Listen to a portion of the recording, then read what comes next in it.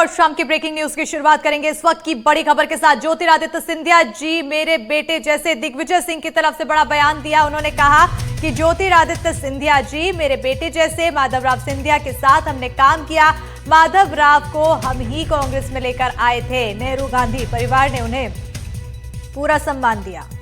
और क्या कुछ कहा, सुनते हैं।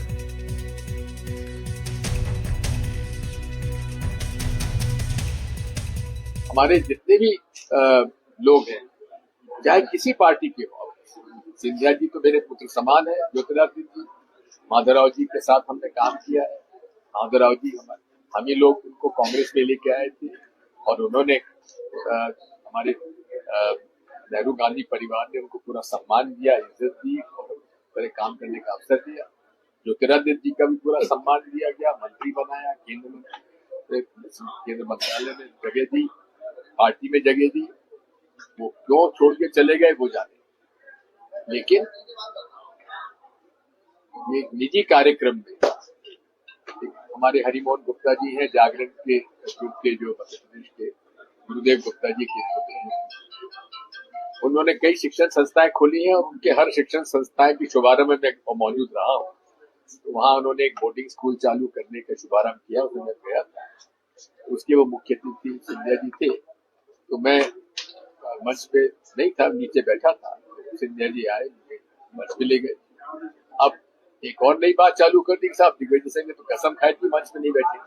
हाँ, कांग्रेस के मंच पर मैं इसलिए नहीं बैठना चाहता क्योंकि वहाँ अनेक बात, मंच पे कौन बैठेगा नहीं बैठेगा इसके विवाद चालू हो जाता है। तो मैं कार्यकर्ताओं के साथ बैठना पसंद करता हूँ और आज से नहीं, बहुत पहले से इस बात को कह रहा हूँ।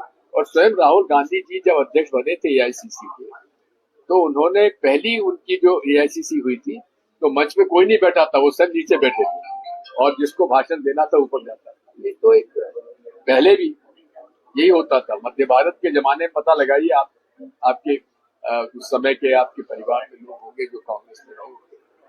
मंच पर जिला कांग्रेस कमेटी अध्यक्ष बैठते थे और जो मुख्य अतिथि बैठते थे और उसमें यदि मंत्री भी थे तो वो नीचे बैठते, विधायक सांसद सब नीचे बैठते। ये परंपरा कांग्रेस पार्टी की रही है, मैंने कोई नई परंपरा शुरू नहीं की।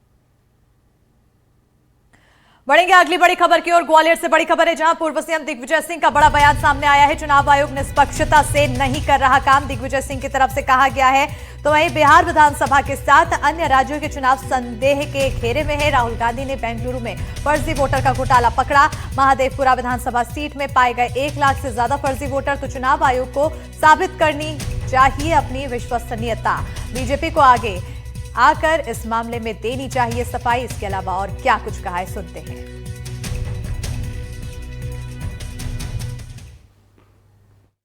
लिस्ट में कौन कौन ऐसी पार्टी है जो चुनाव लड़ी वो भी देखना आवश्यक है और उसका एक रिकग्निशन का एक प्रक्रिया है, पॉलिसी, उसके अंतर्गत कार्रवाई होना चाहिए। बीजेपी ये कह रही है कि अगर राहुल गांधी और प्रियंका जी को चुनाव आयोग पर भरोसा नहीं है तो वो राज्यसभा और लोकसभा से इस्तीफा दे दें। ऐसा है, भाजपा ये क्यों नहीं कहती कि वोटर लिस्ट में गड़बड़ी के लिए कौन जिम्मेदार है? वोटर लिस्ट में जो गड़बड़ियां हो रही हैं उस पर क्या कार्रवाई हो रही है, उसके बारे में भाजपा क्यों नहीं कहती, क्यों मौन है? क्या चुनाव आयोग की जवाबदारी ये नहीं? मैहर में इन दिनों एक विवादित प्रस्ताव सुर्खियों में है। प्रस्ताव मैहर के 6 गांवों को रीवा में शामिल करने को लेकर चल रहे विचार का है। आनंदगढ़, आमिन, धोबहट, मुकुंदपुर, परसिया और पपरा को रीवा में शामिल करने को लेकर पुनर्गठन आयोग ने जिला प्रशासन से रिपोर्ट की मांग की है। अब मुकुंदपुर टाइगर रिजर्व को भी रीवा में शामिल किए जाने पर विचार चल रहा है। लोगों को चिंता है कि मुकुंदपुर टाइगर रिजर्व को रीवा में शामिल करने से मैहर में रोजगार प्रभावित होगा।